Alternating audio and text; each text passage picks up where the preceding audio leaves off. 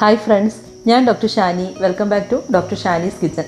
ഇന്ന് നമ്മൾ തയ്യാറാക്കാൻ പോകുന്നത് ഇപ്പോൾ ഇൻസ്റ്റാഗ്രാമിലൊക്കെ ട്രെൻഡിങ് ആയിട്ടുള്ള പാപ്പുട്ട് അല്ലെങ്കിൽ പാൽപുട്ടാണ്. വളരെ ഈസി ആയിട്ട് തയ്യാറാക്കാൻ പറ്റുന്ന നല്ല ടേസ്റ്റി ആയിട്ടുള്ള ഒന്നാണ് ഈ പാപ്പുട്ട്. അപ്പോൾ ഇതെങ്ങനെയാണ് തയ്യാറാക്കുന്നതെന്ന് നോക്കിയാലോ. അതിനായിട്ട് ഞാനിവിടെ പുട്ടിൻ്റെ പൊടി എടുത്തിട്ടുണ്ട്. ഞാനിവിടെ എടുത്തിരിക്കുന്നത് അജ്മിയുടെ പുട്ടുപൊടിയാണ്. ഏകദേശം 1/2 കപ്പ് പുട്ടുപൊടി എടുത്തിട്ടുണ്ട്. ഇനി നമുക്കിതിലേക്ക് ഒരല്പം ഉപ്പ് ചേർത്ത് കൊടുക്കാം. ഞാനിതിലേക്ക് ഒരു 3/4 ടീസ്പൂണോളം പഞ്ചസാര ചേർക്കുന്നുണ്ട്. മധുരം കൂടുതൽ വേണമെന്നുള്ളവർക്ക് അങ്ങനെ ചേർക്കാം. ഒരു മീഡിയം മധുരത്തിലാണ് ഞാനിന്നിവിടെ തയ്യാറാക്കുന്നത്. ഇനി നമുക്കിതിലേക്ക് ഒരല്പം തേങ്ങ ചിരകിയത് ചേർത്ത് കൊടുക്കാം. എല്ലാം കൂടെ ഒരു സ്പൂൺ ഉപയോഗിച്ച് നന്നായിട്ടൊന്ന് മിക്സ് ചെയ്യാം. ഇതിനങ്ങനെ പ്രത്യേകിച്ച് അളവൊന്നുമില്ല. തേങ്ങയൊക്കെ നിങ്ങളുടെ ഇഷ്ടത്തിനനുസരിച്ച് ചേർക്കാം. നന്നായിട്ടൊന്ന് മിക്സ് ചെയ്തെടുക്കാം.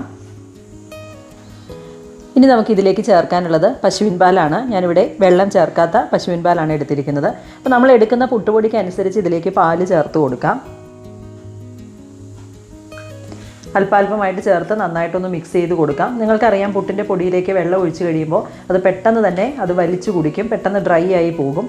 ഒരല്പം കൂടെ ഏകദേശം ഒരു 3/4 ഗ്ലാസോളം പാല് ഞാനിതിലേക്ക് ചേർത്ത് കൊടുത്തിട്ടുണ്ട്. നന്നായിട്ടൊന്ന് മിക്സ് ചെയ്ത് കൊടുക്കാം. പാല് ചേർത്ത് നന്നായിട്ടൊന്ന് മിക്സ് ചെയ്ത് എടുത്തിട്ടുണ്ട്. ഈ ഒരു പരുവത്തിനാണ് ഇരിക്കുന്നത്. നമുക്കിതൊരു 10 മിനിറ്റ് ഒന്ന് റെസ്റ്റ് ചെയ്യാനായിട്ട് വെക്കാം. ആ പുട്ടിൻ്റെ പൊടിയൊക്കെ നന്നായിട്ടൊന്ന് കുതിർന്ന് വരണം. അപ്പോൾ നല്ല തിക്കായിട്ട് വരും. അപ്പോൾ നമുക്കൊരു 10 മിനിറ്റിന് ശേഷം ഞാനിത് കാണിക്കാം. ഇപ്പോൾ നമ്മൾ ഈ ഒരു മിക്സ് റെസ്റ്റ് ചെയ്യാനായിട്ട് വെച്ചിട്ട് ഒരു 10 മിനിറ്റോളം ആയിട്ടുണ്ട്. നന്നായിട്ട് പൊടിയൊക്കെ കുതിർന്ന് വന്നിട്ടുണ്ട്, നല്ല ഡ്രൈ ആയി. അപ്പോൾ ഇത് നിങ്ങൾക്ക് കുറച്ചുകൂടി ലൂസ് ആക്കണം എന്നുണ്ടെങ്കിൽ ഇതിലേക്ക് ഒരു അല്പം പാല് കൂടി ചേർക്കാം. ഞാനിതിലേക്ക് ഒരു 2 ടേബിൾ സ്പൂൺ പാല് കൂടി ചേർക്കുന്നുണ്ട്. നമ്മൾ എടുക്കുന്ന പുട്ടുപൊടിക്ക് അനുസരിച്ച് ഇതിലേക്ക് ചേർക്കുന്ന പാലിൻ്റെ അളവിന് വ്യത്യാസം വരും. ഒരുപാട് ലൂസായി പോകേണ്ട ആവശ്യമില്ല, അതുപോലെ ഒത്തിരി ഡ്രൈ ആവുകയും വേണ്ട. വീണ്ടും നന്നായിട്ടൊന്ന് മിക്സ് ചെയ്ത് കൊടുക്കാം.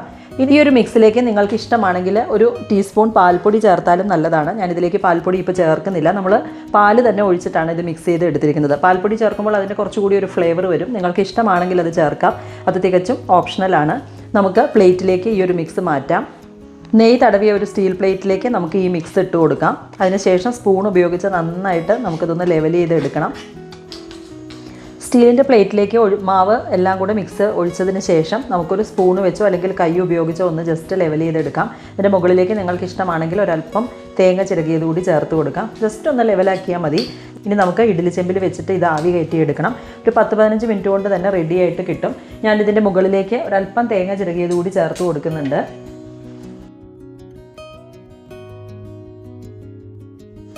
അപ്പോൾ നമുക്കിത് സ്റ്റീം ചെയ്തെടുത്തതിന് ശേഷം ഞാനിത് കാണിച്ചു തരാം.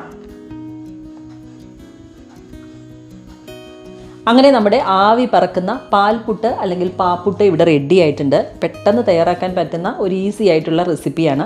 ഇത് നിങ്ങൾക്ക് ബ്രേക്ക്ഫാസ്റ്റിനോ അല്ലെങ്കിൽ വൈകുന്നേരം 4 മണിക്ക് ചായയോടൊപ്പം കഴിക്കാനോ തയ്യാറാക്കാവുന്നതാണ്. ഇതുപോലെ പ്ലേറ്റിൽ നമുക്ക് വേവിച്ചെടുത്തതിന് ശേഷം ചെറിയ പീസസ് ആയിട്ട് കട്ട് ചെയ്തെടുക്കാം. ഇല്ലെങ്കിൽ ഇഡലി തട്ടിൽ നമ്മൾ ഇഡലി മാവ് കോരി ഒഴിക്കുന്നത് പോലെ അതിൻ്റെ തട്ടിൽ നെയ്യ് തടവിയതിന് ശേഷം നമുക്ക് ചുട്ടെടുക്കാവുന്നതാണ്. അപ്പോൾ ഇതിൻ്റെ കോമ്പിനേഷൻ എന്ന് പറയുന്നത് നല്ല എരിവുള്ള ചിക്കൻ കറിയോ ബീഫ് കറിയോ ഒക്കെ കൂട്ടി കഴിക്കാൻ അടിപൊളിയാണ്. ഒരല്പം മധുരത്തോടു കൂടി കഴിക്കണമെങ്കിൽ ഇതിലേക്ക് ഒരല്പം പഞ്ചസാര കൂടുതൽ ചേർത്താൽ മതി. അപ്പോൾ ഏത് രീതിയിലാണെങ്കിലും നിങ്ങൾക്ക് ഇഷ്ടമുള്ള രീതിയിൽ ഇതിൽ വ്യത്യാസങ്ങൾ വരുത്തി തയ്യാറാക്കി നോക്കി ഫീഡ്ബാക്ക്സ് അറിയിക്കാൻ മറക്കരുത്. ഇന്നത്തെ ഈ വീഡിയോ നിങ്ങൾക്ക് എല്ലാവർക്കും ഇഷ്ടമായി കാണുമെന്ന് ഞാൻ കരുതുന്നു. ഇഷ്ടമായാൽ ഞാൻ എപ്പോഴും പറയാറുള്ളത് പോലെ ലൈക്ക് ചെയ്യാനും ഷെയർ ചെയ്യാനും മറക്കരുത്. ആദ്യമായിട്ട് ആരെങ്കിലും എൻ്റെ ചാനൽ സബ്സ്ക്രൈബ് ചെയ്യാതെ കാണുന്നവരുണ്ടെങ്കിൽ ദയവായി ഒന്ന് സബ്സ്ക്രൈബ് ചെയ്ത് സപ്പോർട്ട് ചെയ്യുക. വീണ്ടും നല്ലൊരു വീഡിയോയുമായി വരുന്നത് വരെ stay tune. Thank you for watching my videos. Bye bye.